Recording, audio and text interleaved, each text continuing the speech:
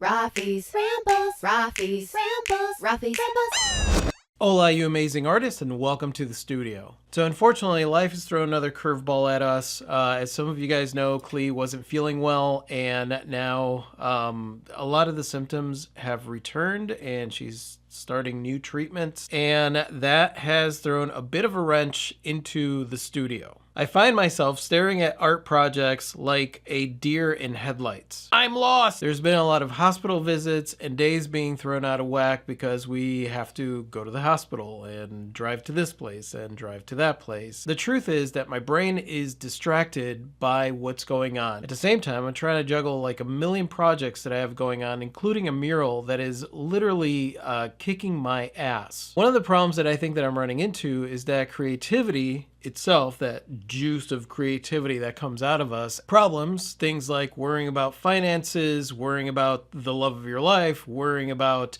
repairs at home, you know, all the life stuff that we tend to worry about, that stuff doesn't really inspire creativity, right? Because you go into a very analytical way of thinking, and a lot of times that analytical way of thinking is not really motivational. Because I have projects with deadlines and honestly bills to pay, I gotta do something. So what do I do in those moments where all I want to do is focus on Klee's health and make sure that Klee's health is where it needs to be so that we could move forward, but the world still keeps going. There's still bills to pay. There are deadlines to big projects that I'm working on that will help pay those bills. So in moments like that, one of the most important things that I could do is not allow my mind to go to the dark side. One of the issues that I run into is that like I really want to get into studio and I really want to work on stuff, but like I'm not feeling it. I'm just not feeling it. If the opportunity comes up, of course I want to get into studio and start creating stuff. But when you're in that frame of mind, it's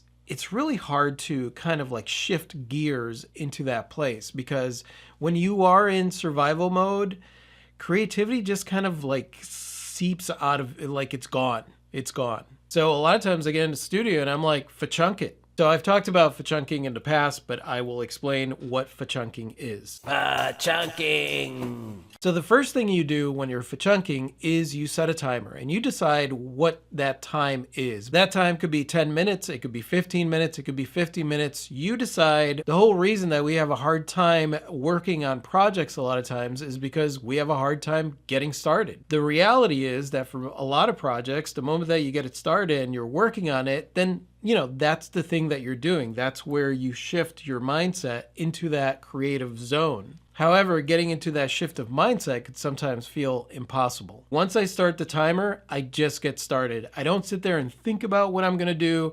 Basically, it's just putting pen to paper or paintbrush to canvas or whatever it is, I just get started. This is important because this is where the roadblock usually is when it comes to being creative, is the getting it started part. In fact, that's the roadblock for anything that you want to do that you're having a hard time doing. As soon as the timer goes out, you either A, continue working on the project because now you're into it, or B, you decide, you know what, I'm not feeling it today, and then you reschedule it for tomorrow. You try again tomorrow or the next day or whatever your schedule allows for, you try again next time. One of the reasons that fa-chunking is so effective for me is that there are times where I'm putting off being creative because, you know, maybe my mind is preoccupied with something else, but I know that once I get that creativity flowing, then I'm gonna like go with it. You know, that's what I'm gonna do. Then there are times where I'm forcing myself to create stuff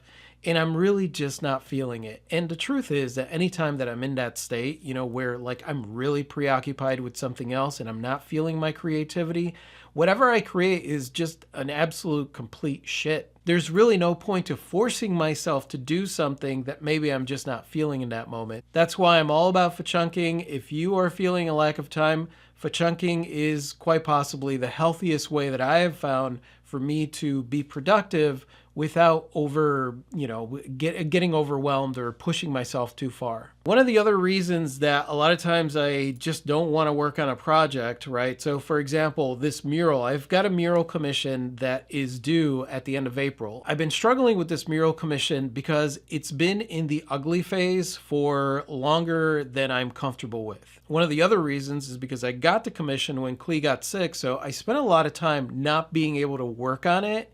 And unfortunately, I created a habit of putting it off and not working on it, and then built up a mythology around working on this mural that just does not benefit me at all. I think when you give yourself enough time to overthink anything, you are going to mess it up for yourself. At least for me, that's how it works. If I get onto something and I start just working on it without overthinking it, like it ends up just flowing, and then I'm in that moment and it's great. If I put something off and I give myself the opportunity to start creating a story around it and how hard it is and how I just don't have enough time to blah, blah, blah, or like whatever story it is, then it becomes more difficult. Then just getting started becomes like impossible. Getting back to it, it's like allowing yourself to accept the ugly. Like, this is going to be ugly. This is going to be a big old piece of crap until it's not a piece of crap anymore. One of the other things that I do with everything that's going on is I do a brain dump. And essentially what that means is that I just write everything that's going on, every creative project,